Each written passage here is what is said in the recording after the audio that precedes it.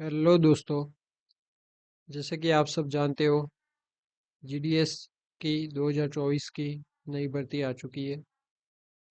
तो अभी मैं यहाँ पर एक बहुत ही ज़रूरी बात आपको बताना चाहता हूँ कि आपको जीडीएस जॉब ज्वाइन करना चाहिए या नहीं करना चाहिए। जो यहाँ इस जॉब में ग्राउंड रियलिटी है वो मैं आज आपको बताने जा रहा हूँ। तो इस वीडियो को एक बार ध्यान से सुन लेना ताकि आप सही डिसीजन ले पाओ। मैं अभी गुजरात में जीडीएस बीपीएम के तौर पर काम कर रहा हूँ। हालांकि मैंने रिजाइन दे दिया है। कुछ 6-7 महीने मैंने जॉब किया है यहाँ पे। तो उसके चलते जो मुझे ग्राउंड रियलिटी मालूम चली इस जॉब के बारे में, वो बहुत ही अलग है जैसा कि हम सोचते हैं उससे। और कई ज़्यादातर लोग उसके बारे में बात करने से भी डरते हैं और आपको सही जानकारी नहीं मिल पाती है। पहले तो बात आती है इस जॉब की। तो हमें बोला जाता है कि आपकी ऑफिस में आप as a BPM branch post master हो तो आपके अंडर में एबीपीएम या डाक सेवक रहेगा, जो कि डाक बांटने का काम उस पर्सन का रहेगा। और हमारा काम जो ऑफिस वर्क है, अकाउंट खोलने का और जो transaction day to day transaction करने का और सब हिसाब मेंटेन करने का, वो सब रहेगा। पर ज़्यादातर गांव में पोस्ट ऑफिस में एक पर्सन ही काम कर रहा होता है और उसके ऊपर ही सारी जिम्मेदारी होती है। क्योंकि ये लोगों को भर्ती तो होती रहती है पर यहाँ पे ज़्यादा टाइम कोई टिकता नहीं है। कई लोग अपने मर्जी से जॉब छोड़ देते हैं, कई लोग टर्मिनेट कर दिए जाते हैं। तो ज़्यादातर वैकेंसियाँ खाली ही रहती है। तो आपको 2 लोगों का चार्ज आपको दे दिया जाता है। उसको डबल ड्यूटी बोलते हैं ये लोग। और उसमें आपको ज़्यादा कुछ अलाउंस भी नहीं मिलता है। अगर आप बीपीएम हो तो आपको महीने का 2400 रुपये मिलता है। और ए बीपीएम हो और आप बीपीएम का भी काम कर रहे हो तो उससे भी कम अलाउंस मिलता है। और प्रॉब्लम क्या होती है कि ये दोनों काम अलग अलग है। जो डाक बांटने का काम है वो टोटली फील्ड वर्क है, तो उसमें आपको अलग से पूरा टाइम देना होता है। और जो ऑफिस वर्क है वो आप फील्ड में नहीं कर सकते, उसके लिए आपको ऑफिस में बैठ कर ही वो सब करना पड़ेगा। तो दोनों के लिए आपको अलग से टाइम भी देना पड़ेगा और बहुत हेक्टिक हो जाता है दोनों चीज़ मैनेज करना। चलो फिर भी ठीक है कि आप कुछ भी करके मैनेज कर लोगे, सब हो जाएगा। ये तो रही हमें जो काम बोला जाता है उस काम की बात। अब जो मेन चीज आपके सामने आएगी ये जॉब शुरू करने पर, वो होती है इस जॉब में दिए जाने वाले टारगेट्स। कई वीडियो में आपने देखा होगा कि लोग बता तो देते हैं कि इसमें टारगेट होते हैं, पर वो बहुत एक लाइटली उसको बताते हैं। तो आपको ऐसा लगता है कि हाँ गवर्नमेंट जॉब है, होता रहेगा, नहीं हुआ तो क्या हो जाएगा, ये वो चलता रहेगा।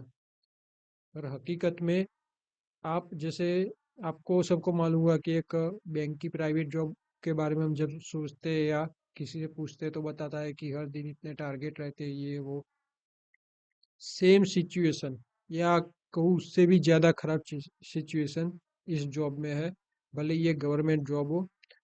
क्योंकि हमारे ऊपर वाले जो सर रहते हैं, स- मतलब आपके एसपी, एएसपी या आईपी हो या चाहे एएमओ हो या एसपीएम हो, उन लोगों को कोई मतलब नहीं है कि आपको आपकी ओरिजिनल ड्यूटी क्या है उससे। उनको बस यही फिक्र रहती है कि आप कितने टारगेट कंप्लीट कर रहे हो, नहीं कर रहे हो, नहीं कर रहे तो क्यों नहीं कर रहे हो, क्यों नहीं हो पा रहा है।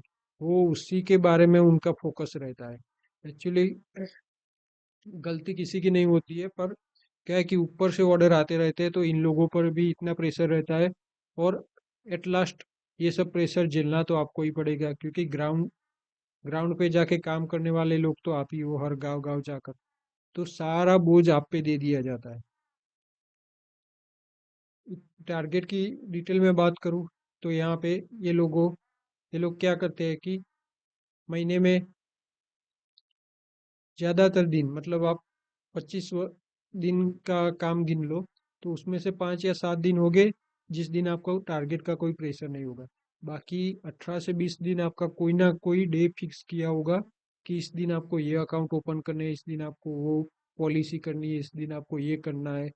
और उसके भी वो लोग टारगेट देते हैं कि आपको 10 अकाउंट, 20 अकाउंट, इतनी पॉलिसी, इतना ये करना ही करना है। अभी थोड़ा डिटेल में और बताऊँ तो, जैसे कि आज वो लोग बोल देते हैं आपको कि आज की तारीख को आईपीबीपी का महा लॉगिन डे है। महा लॉगिन डे तो इनके आईपीबीपी के नाम पर हमेशा चलते रहे, महीने में 2-3 बार आएंगे, फिर भी बोलेंगे महा लॉगिन डे है। अब बोल देंगे महा लॉगिन डे है तो आपको मिनिमम 10 आईपीबीबी के नए अकाउंट, प्राइम अकाउंट खोलने हैं। प्राइम अकाउंट का ही बोलेंगे, दूसरे जो रेगुलर और बिना चार्जेस वाले अकाउंट है उनसे तो इनको कोई मतलब नहीं है, क्योंकि इनको कैसे भी करके इनकम बढ़ानी है। तो ये लोग आपको प्राइम अकाउंट का ही टारगेट देंगे। प्राइम अकाउंट खोलने के कुछ 180 रुपीज़ जितना चार्ज होता है, तो वो सब टारगेट दिए जाते हैं। अभी आईपीबीबी मतलब इंडिया पोस्ट पेमेंट बैंक, तो उसके जो प्राइम बैंक अकाउंट होते हैं वो खोलने का टारगेट देते हैं। फिर दूसरे दिन बोलेंगे कि आपको गैक पॉलिसी बेचने का टारगेट है, तो आपको हर एक को 20-20 गैक पॉलिसी मतलब आईपीबीपी अकाउंट होल्डर के लिए एक इंश्योरेंस पॉलिसी दी जाती है, जो बहुत ही कम रेट में होती है। और बेनिफिट भी उसी तरह से, क्योंकि अभी आप जब ये सब जो मैं सर्विसेज बता रहा हूँ आप प्राइवेट में कंपेयर करोगे तो उससे भी बेटर सर्विसेज आपको मिल जाती है, और बहुत आसानी से मिल जाती है। तो ज़्यादातर लोग प्रेफर नहीं करते ये सब चीज़ें लेने में। ये बात हो गई गैप पॉलिसी की। उसके अलावा एक आएगा कि अ, आपको मतलब क्यूआर कोड से आर्टिकल बुक करने हैं। अभी क्या है कि गांव में कोई आर्टिकल बुक कराने नहीं आता, फिर भी ये लोगों ने बोल रखा है आपको आज के दिन मिनिमम 5 आर्टिकल बुक करने हैं कैसे भी करके। तो लोग क्या करने लगते हैं, खुद ही किसी दोस्त के नाम या रिलेटिव के नाम आर्टिकल आर्टिकल यानी कि डाक, रजिस्टर्ड डाक या स्पीड पोस्ट, वो लिख कर खुद के पैसे खर्च कर कर बुक करते हैं, ताकि वो टारगेट में अपना काम दिखा सके। ये करना पड़ता है क्योंकि आपको बार बार फोन आते रहेंगे, कभी एसपीएम का फोन आ गया, कभी एसपी का फोन आ गया, कभी एमओ का फोन आ गया, ये चलता रहेगा। तो उस दिन आप ऐसा सोचो कि नहीं मैं तो नहीं करूँगा, क्या ही कर लेंगे, ऐसा नहीं चलता है। वो आपको बार बार फ़ोन करके परेशान करेंगे। व्हाट्सएप ग्रुप ये सब तो रहता ही, उसमें तो ये हर घंटे हर आधे घंटे मैसेज करते रहते हैं, ये सब करते रहते हैं, वो तो चलता ही है। और इसके अलावा जो टारगेट के दिन रखते हैं उस दिन आपको फ़ोन भी ऐसे आते रहेंगे। अब ये तो होगा आईपीबीबी का काम, जो कि हकीकत में देखने जाए तो आईपीबीबी का काम का वो लोग हमें इतना फोर्स नहीं कर सकते, क्योंकि वो पूरा एक अलग, एक तरह से बोल सकते हो कि ये पूरा अलग विभाग है आईपीबीपी। पर फिर भी सबसे ज़्यादा टारगेट वो उसके देते रहते हैं हमें। अब आते हैं हमारे जो इंडिया पोस्ट का काम है, जो पीओएसबी अकाउंट बोले जाते हैं, बेसिक सेविंग अकाउंट है, उसके भी टारगेट रहते हैं। तो उसके भी डे रखते हैं कि आज आप एसबी मतलब बचत अकाउंट है वो खोलो 10-10। दूसरे दिन बोलेंगे आप सुकन्या खाते खोल दो 10-10। एक दिन बोलेंगे आप एमएसएससी और एफडी के अकाउंट खोल दो। तो इस तरह से कुल मिला के 15-20 चीज़ें हैं, जैसे पीओएसबी और आईपीबीबी का टोटल मिला के। तो वो सारी चीज़ों के टारगेट चलते ही रहते हैं। अगर महीने में 2-2 दिन भी किसी चीज़ के टारगेट रखेंगे तो भी पूरा महीना निकल जाएंगे, इतनी इनके पास अलग अलग चीज़ें रहती है। वो आपको, और आप इसकी वजह से क्या होता है, एक तो आपको डबल ड्यूटी दिया होता है, आपको डाक का भी काम करना है, day to day office transaction का भी काम करना है। तो उसके अलावा अलग से आपको टाइम निकाल कर और लोगों को कन्विंस कर कर ये सब टारगेट खत्म करने हैं। कई बार होता है कि आप अपने पैसे खर्च करके कुछ टारगेट में काम दिखा दोगे, पर कुछ टारगेट ऐसे रहते हैं जैसे सुकन्या अकाउंट है या फिक्स डिपॉजिट के अकाउंट है, तो वो सब तो आप अपने कितने ही अकाउंट खोल लोगे। आपको वो तो सुकन्या अकाउंट तो आप 10 साल से छोटी लड़की के ही खोल सकते हो, तो वो तो आपको बाहर से ही अकाउंट लाने पड़ेंगे। तो और ये सब टारगेट पूरा करना इसलिए भी मुश्किल हो जाता है कि आज की डेट में ज़्यादातर गाँवों में जो ग्रामीण बैंक्स होते हैं और कई बड़े बैंक्स भी गांव में आने लगे, तो वो लोगों को बहुत ही बढ़िया सर्विस देते हैं। चलो वो गवर्नमेंट नहीं है, पर क्योंकि वो इजी एक्सेसिबल है और एक तरह से कंपटीशन बहुत ज़्यादा है, तो वो रेट भी, जैसे एफडी वगैरह है तो उसमें रेट भी बहुत हाई देते हैं। जैसे कि हमारा बैंक एफडी का रेट 8% से भी ज़्यादा आपको मिल सकता है, जबकि पोस्ट ऑफिस में अभी 7.5%, वो भी 5 साल की एफडी पे है रेट। उससे कम की है तो फिर उसमें भी रेट कम रहेगा। तो ये सब जब आप कंपेयर करोगे डॉट टू डॉट, तो आपको मालूम पड़ेगा कि जो प्राइवेट प्लेयर्स है उनकी services way better than post office है। इसलिए ज़्यादातर लोग वही प्रिफर करते हैं और वो इजीली अवेलेबल होता है, वो घर बैठे भी अपने आप से कर सकते हैं। और पोस्ट ऑफिस का कोई भी काम हो, लोगों को पोस्ट ऑफिस जाना पड़ेगा या तो हमें लोगों के घर जाना पड़ेगा, तब जाके वो सर्विस का बेनिफिट ले पाएंगे। दूसरी बात ये हो गई कि अभी हमारे गुजरात जैसे से एरिया में तो ज़्यादातर गांव खाली होने लगे हैं। खाली होने लगे मतलब कि जो एजुकेटेड युवा लोग हैं, जो कि ज़्यादातर इन सर्विसों का लाभ ले सकते ऐसे लोग हैं, वो सब शहरों में शिफ्ट हो गए जॉब के चलते या बिजनेस के चलते।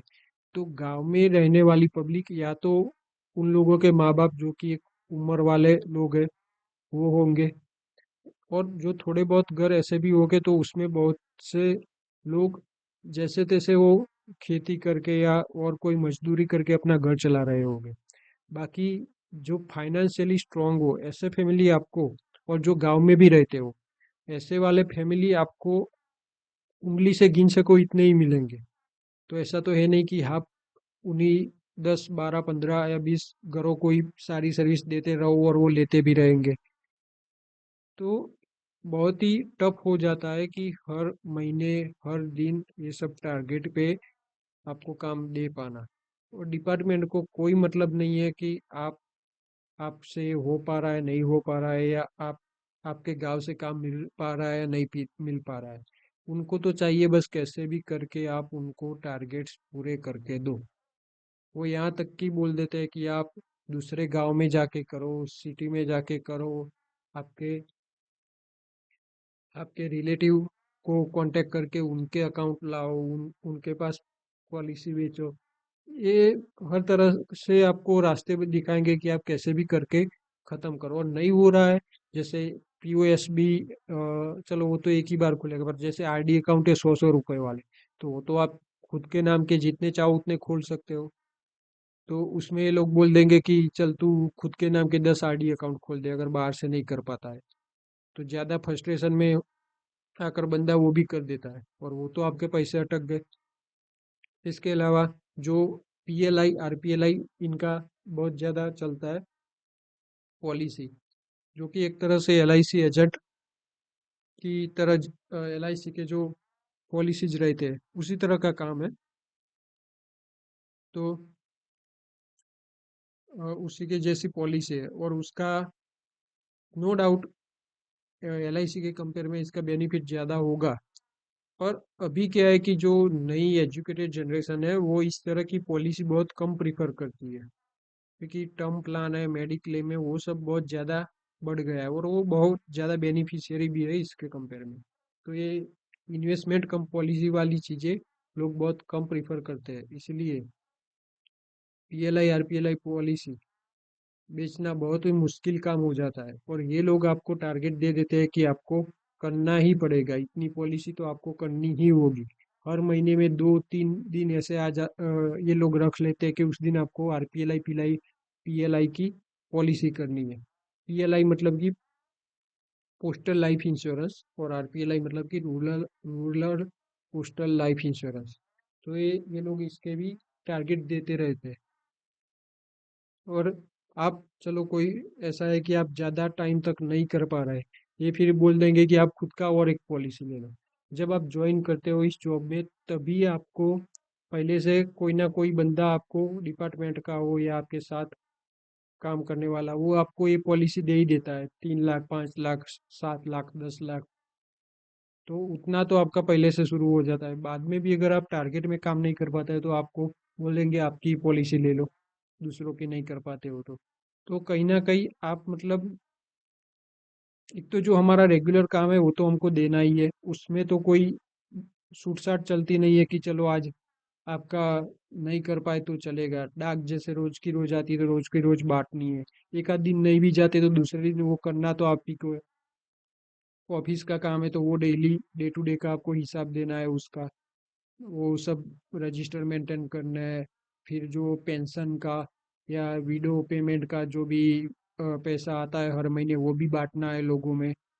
और यहाँ क्या होता है कि लोग उतने एजुकेटेड नहीं होते, आपको ऑफिस वर्क में भी सारा काम आप ही को करना है। जैसे कोई पैसा निकालने आता है तो उसका भी वाउचर आपको ही भरना है।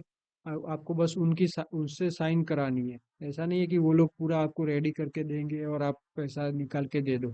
तो उस तरह से रहता है, मतलब कि सब कुछ आप ही को करके देना है। अगर खाता खोलना है तो आप फॉर्म पे सिर्फ लोगों की साइन करवा लोगे, फॉर्म तो आप ही भरोगे, क्योंकि वो उनको सबको ये सब मालूम नहीं रहता है कहाँ डिटेल भरनी है नहीं भरनी है कितनी डिटेल भरनी है। तो वो सब आप ही को करना पड़ेगा। तो हर तरह वो सब काम तो चलो हमारा रेगुलर काम है, पर जब टारगेट की बात आती है तो हर इंसान ये काम नहीं कर सकता है, क्योंकि हर इंसान के अंदर एक वो जो सेल्स पर्सन वाली स्किल होती है। जैसे कि हम सोचते हैं कि हम एलआईसी का काम या जो बैंक में सेल्स का काम रहता है वो हर लोग सोचते नहीं है करने को, क्योंकि उनको मालूम है मैं सेल्स का काम उतने सही से नहीं कर पाता हूँ, या मेरे में वो स्किल नहीं है, या मैं इंट्रोवर्ट हूँ। तो वही चीज होती है कि सब लोग ये स्किल के साथ तो आते नहीं है इस जॉब में। ये लोग 10th पास को हायर करते हैं, और उसमें भी हमको बोला जाता है कि आपका काम क्या रहेगा, तो ये ऑफिस वर्क है या डाक बांटने का काम है, ये सब काम दिखाकर हमको हायर किया जाता है। पर जब आप काम करना शुरू कर देते हो, 1-2 महीने में काम सीख जाते हो, और तब तक आपके सामने सारी चीज़ें धीरे धीरे कर कर आ जाएगी। आपको सारे व्हाट्सएप ग्रुप में ऐड किया जाएगा, धीरे धीरे सारे सर के आपके ऊपर कॉल आने शुरू हो जाएंगे, और ये टारगेट का सब चालू हो जाएगा। ऐसा जब मेरा ज्वाइनिंग हुआ था फेब्रुआरी में, तो मुझे लगा कि मार्च एंडिंग है तो थोड़ा एनुअल रिपोर्ट सही हो, इसीलिए थोड़ा प्रेशर ज़्यादा रहता होगा। पर अभी फेब खत्म हुआ, मार्च खत्म हुआ, अप्रैल में चलो थोड़ा ठीक था, क्योंकि तब क्या है कि डिपार्टमेंट भी सब हिसाब क्लियर करने में लगे होते, तब उतना वो नहीं रहा। पर जस्ट 15-20 दिन ऐसे खाली गए हो के बाद तुरंत ही बाद में इतना प्रेशर शुरू हो गया कि आज मैं जॉब छोड़ने का डिसीजन ले लिया, क्योंकि पहले से मेरे में वो सेल्स स्किल कभी थी ही नहीं, या आज भी नहीं है कि मैं लोगों को जैसे तैसे कन्विंस करके ये सब चीज़ें दे सकूं। हाँ, मैं लोगों का काम करने के लिए समर्थ हूँ, डाक बांटना हो चाहे वो ऑफिस वर्क हो वो सब मैं आराम से कर लेता हूँ। डबल ड्यूटी है फिर भी मैं थोड़ा टाइम ज़्यादा देना पड़ता है, कुछ काम होता है जो हम घर से भी कर लेते हैं, तो इस तरह से मैनेज हो जाता है। पर जब बात आती है सेल्स की, तो वो मेरे से नहीं हो पाता है, और काफ़ी लोगों से नहीं हो पाता है, क्योंकि सेल्स की जॉब एक ऐसी जॉब है जो हर कोई बंदा नहीं कर पाता है। और जब बात हो कि आप सिटी में हो, इस तरह की जॉब हो तो फिर भी कर लोगे, पर जब गांव में हो, जहाँ की पब्लिक, जहाँ के लोग इतने फाइनेंशियली फ्री नहीं है, या तो इतने स्ट्रांग नहीं है कि वो आपके हर चीज़ का बेनिफिट लेने के लिए राजी हो जाए। वो अगर 100 रुपये भी खर्चा करना है तो आप 10 बार ही सोचेंगे कि क्यों करूँ मैं। और यहाँ पे आपको हर दिन ऐसे टारगेट दिए जाते हैं, आरपीएलआई पीएलआई के हो, पीओएसबी अकाउंट के हो, सुकन्या के अकाउंट के, एमएसएससी अकाउंट के, आरडी के, टीडी के, आईपीपीबी अकाउंट के, गैप पॉलिसी के। इसके अलावा भी जो गवर्नमेंट कुछ नया नया इंट्रोड्यूस करती है तो उसके भी टारगेट आते रहते हैं। जैसे अभी बीच में सोलर सिस्टम के टारगेट आए थे, तो उसमें हमें बोला जाता था एक दिन में आप 10 रूफ टॉप की वो रजिस्ट्रेशन करो।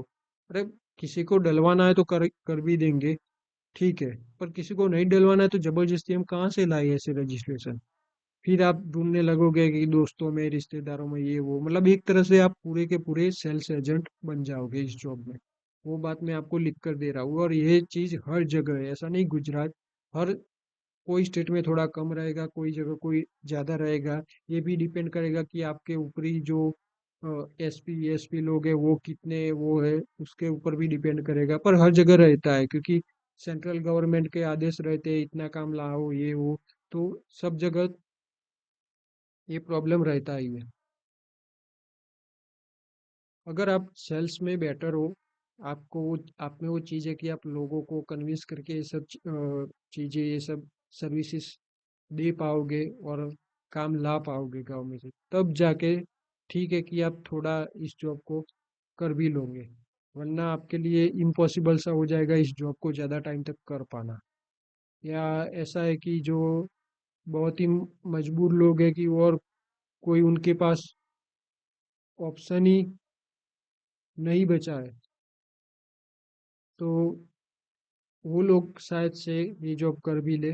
पर जो लोग ऐसा है कि अगर आप किसी और काम करके, कोई और काम करके महीने का 20-25 हज़ार कमा सकते हो, इतने कैपेबल हो, तो मैं श्योरली कह सकता हूँ कि ये जॉब आप नहीं कर पाओगे, क्योंकि मेंटल प्रेशर, हैरेसमेंट इतना ज़्यादा रहता है इस चीज़ में, इस जॉब में। रेगुलर काम का तो आपको पूरा सही काम देना ही है, उसमें कोई ये, क्योंकि उनका हर 3 महीने में ऑडिट रहता है, हर 1 साल में बड़ा ऑडिट रहता है, ये सब रहता है, तो आपको वो तो काम सही से देना ही है। पर इसके अलावा जो सबसे बुरी चीज़ है इस जॉब में, ये टारगेट की जो माथापच्ची है, वो बहुत ही, जैसे देखा जाए तो ये बहुत गलत भी है कि गवर्नमेंट एम्प्लॉय होकर भी हमें इस तरह से टारगेट का प्रेशर दिया जाता है, पर ये चलता रहता है। जैसे मेरा ज्वाइनिंग हुआ उससे पहले जनवरी में या फरवरी स्टार्टिंग स्टार्टिंग में कुछ आंदोलन भी हुए थे इसके अगेंस्ट में, तो उन्होंने क्या किया, थोड़े दिन आंदोलन चला, आंदोलन जैसे जैसे स्ट्रांग होने लगा तो इन्होंने टर्मिनेट करना शुरू कर दिया। तो ऐसा नहीं कि ये लोग आपके सामने एक्शन नहीं ले सकते, आपको टर्मिनेट करके कोई ना कोई रीजन आपका, क्योंकि ये बहुत पुराने रूल्स के बेसिस पे जॉब चलती है, तो हर रूल तो आप फॉलो कर नहीं पाओगे, कोई ना कोई ऐसा रूल दिखा देंगे और आपको टर्मिनेट कर देंगे। ये लोगों के पास सारी अथॉरिटी रहती है। तो इस तरह से मतलब आप ये नहीं सोच सकते कि चलो ये गवर्नमेंट जॉब है और मैंने ज्वाइन कर लिया तो मुझे कोई निकाल नहीं सकता। निकाल सकते हैं, क्योंकि वो कुछ ना कुछ ऐसा लाकर दिखा देंगे कि ये बंदा ये रूल फॉलो नहीं कर रहा है या ये वो नहीं कर रहा है, कुछ भी मतलब लाकर दिखा देंगे और आपको टर्मिनेट कर सकते हैं। तो ये चीज़ भी है। जब हमारी भी जब मीटिंग लगती है एसपी सर के अंडर में, तो वो लोग खुद बोलते हैं कि अगर आप ये टारगेट वाला काम नहीं कर सकते हो, जिस दिन हम जितना काम मांगे वो नहीं दे सकते हो, तो आप ये जॉब छोड़ दो, हमें भी कोई शौक नहीं है आपको ये जॉब पे रखने का। या तो हम आपको ऐसी जगह पे ट्रांसफर कर देंगे जो जगह कभी भरती ही नहीं है या बहुत मुश्किल है वहाँ पे काम करना, वहाँ पर ट्रांसफर कर देंगे। या तो फिर आपको किसी ना किसी बहाने हम टर्मिनेट, वो सीधा मुंह पे ही बोल रहे हैं कि हम ये चीज़ करेंगे, और हुआ भी है, पहले भी हुआ है और होता रहता है ये चीज़। तो इतना मतलब, और दूसरी एक बात बताना चाहूँगा कि भले ही आप खुद से सोचो कि मैं यहाँ पे गवर्नमेंट एम्प्लॉय हूँ और एक गांव का ब्रांच पोस्ट मास्टर या असिस्टेंट ब्रांच पोस्ट मास्टर के पद पे मैं तैनात हूँ, पर जब बात आती है हमारे डिपार्टमेंट की, तो डिपार्टमेंट वाले या हमारे जो भी ऊपरी सर लोग रहते हैं, वो लोग आपका बिल्कुल भी वैल्यू नहीं करते हैं। वो लोग जैसे आपको, वो क्या ही मतलब मैं वर्ड यूज करूं, उस तरह से वो ट्रीट करेंगे कि उनको कोई वैल्यू ही नहीं कि हम एक पोस्ट ऑफिस के सर है या जो भी है, उनको वो कोई वैल्यू नहीं है। मीटिंग भी लेंगे तो इस तरह से लेंगे, आप ये बोल दोगे कि यार ये कोई तरीका है गवर्नमेंट एम्प्लॉय का मीटिंग करने का। वो खुद काफी सही से रहेंगे, पर जब हमारी बात आती है तो उनको हमारी कोई वैल्यू नहीं है। जैसे हमको मतलब भाड़े के टट्टू की तरह हायर किया हो, उस तरह से वो काम करवाते हैं, बस उनको काम चाहिए, टारगेट चाहिए, क्योंकि उनको तो ऊपर दिखाना है कि चलो हमने इतना काम बढ़ा दिया, हमने ये करके दिखा दिया, हमने इतने अकाउंट करवा दिए। तो उनको भी अपना इमेज सही रखने के लिए काम लाना है, और वो तो गांव गांव में निकलेंगे नहीं काम लाने के लिए, एट द एंड तो सारा कुछ आपको ही करके देना है। तो ये बहुत ही बुरी चीज़ है इस जॉब की, और ये रियलिटी है, ग्राउंड रियलिटी है, जो ज़्यादातर लोग आपके साथ शेयर नहीं करते हैं। तो मैंने आज ये डिटेल में बताया है, और साफ साफ बोल रहा हूँ कि अगर कोई आप ऐसे हो कि आपके पास कोई अल्टरनेट ऑप्शन है और वहाँ से आप महीने का 20-25 हज़ार कमा लेते हो, तो ये जॉब आपके लिए नहीं है। आप ज़्यादा वक्त के लिए कर भी नहीं पाओगे। आप सोचोगे यार इससे बेटर तो था कि मैं वो चीज़ कर लेता, पैसे ही कमाने एट द एंड। तो वो चीज़ है। हाँ, आप सेल्स में बहुत अच्छे पर्सन हो कि आप लोगों को जैसे तैसे कन्विंस कर लो चीज़ें ये सब लेने के लिए और सर्विसेज लेने के लिए, तब आप थोड़ा बहुत कर भी लोगे, वरना तो आपके लिए बहुत ही मुश्किल है जॉब करना। तो बस यही बताना चाहता था। अभी बहुत से लोगों का सिलेक्शन होगा, तो ज्वाइनिंग करने से पहले एक बार ये वीडियो पूरा सुन लीजिएगा। क्योंकि ये ग्राउंड रियलिटी है। आप आपको लगेगा मैं तो सेंट्रल गवर्नमेंट का एम्प्लॉय बन गया ये वो। अरे कोई नहीं यार, आप प्राइवेट जॉब करोगे वहाँ पे आपको एज ए एम्प्लॉय अस्सी वैल्यू दी जाती है। आपको अस्सी तरह से ट्रीट किया जाता है। यहाँ पे तो आपकी कोई वैल्यू नहीं करता है डिपार्टमेंट। और ऊपर से ये जो काम के बारे में माथापच्ची है वो तो बहुत अलग ही, कि आपको रात, आप सोचते हैं कि 4 घंटे की या 3 घंटे की या 5 घंटे की जॉब है, करके हम दूसरा काम कर लेंगे, या पढ़ाई चल रही है तो पढ़ाई कर लेंगे। बहुत से लोग होते हैं क्योंकि 10 के बेसिस पे यहाँ पे सिलेक्शन होता है, तो सोचते हैं कि साथ में पढ़ाई भी चलती रहेगी ये भी। आप पढ़ाई में भी टाइम नहीं दे पाओगे। अभी ये मंथ में जब मैं ये वीडियो डाल रहा हूँ, डिपार्टमेंटल प्रमोशन की एग्ज़ाम कुछ ही दिनों बाद है। फिर भी जो 3 साल पूरे किए हुए, जो लोग 4 साल पूरे किए हुए, जो इलिजिबल है डिपार्टमेंटल प्रमोशन एग्ज़ाम देने के लिए, वो लोग भी अ, उसकी तैयारी करने में उतना टाइम नहीं दे पा रहे। क्योंकि डिपार्टमेंट तो ये सोचता ही नहीं है, उनको तो क्या है आपका प्रमोशन हो ना हो उससे। उनको तो चाहिए बस उनके टारगेट पूरे होते रहे, उनका काम होता रहे। तो वो ये ऊपर से ये महीने उन लोगों ने काम बढ़ा दिया है और एक सर्वे करने को दे दिया है, ये वो अलग अलग और भी काम सौंप दिए। जबकि अगर डिपार्टमेंट को आपकी फिक्र होती तो वो ऐसा सोचता कि चलो एक आध महीना हम इनको कम परेशान करें इन सब दूसरे कामों के लिए, तो वो ज़्यादा पढ़ाई में टाइम दे पाए। पर नहीं, किसी को कोई फर्क नहीं पड़ता है। तो आप ये सोचोगे कि 3 साल जॉब कर ली या ये कर ली प्रमोशन ले लेंगे, नहीं होता है मेरे दोस्त। यहाँ लोगों को ट्रांसफ़र लेने में, कोई दूर से आया हुआ होता है तो अपने गांव के यहाँ ट्रांसफ़र लेने में 3-4 साल निकल जाते हैं, तब तक उसका ट्रांसफ़र पास नहीं होता है। और आप सोचते हो कि 3 साल में मैं प्रमोशन ले लूँगा। हाँ, अगर लकी हो आप 100 में से 1-2% जितने लकी हो तो आपका वो भी हो जाएगा प्रमोशन, पर सारों का तो होगा नहीं। और सब लोग यहाँ अच्छे पढ़ाई वाले लोग ही आते हैं, तो कंपटीशन भी बहुत टफ रहेगी प्रमोशन में भी, ये भी श्योरिटी है मतलब।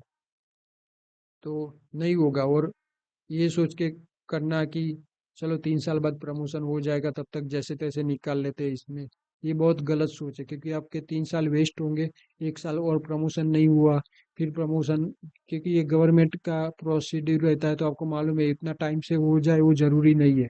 कभी लेट हो गया कोई रीजन से, एक और साल बढ़ गया, ये वो तो आपका मतलब 3 तो छोड़ो 5 साल में भी प्रमोशन होगा कि नहीं वो श्योरिटी नहीं है। तो बहुत ही सोच समझ कर ज्वाइन करना। सारा आपको जो मतलब प्लस पॉइंट तो हर लोग दिखा देंगे आपको। गांव वाले नो डाउट आपकी रिस्पेक्ट करेंगे, आपको सर सर कह के बुलाएंगे। और जैसे ही आप डिपार्टमेंट की मीटिंग में जाओगे या डिपार्टमेंट में जाओगे, आप आपको मतलब कोई कोई वैल्यू नहीं रहेगी कि आप इतने एम्प्लॉय हो, इस तरह के एम्प्लॉय हो उसकी। डिपार्टमेंट आपकी कोई वैल्यू नहीं करेगा, ये भी श्योरिटी है।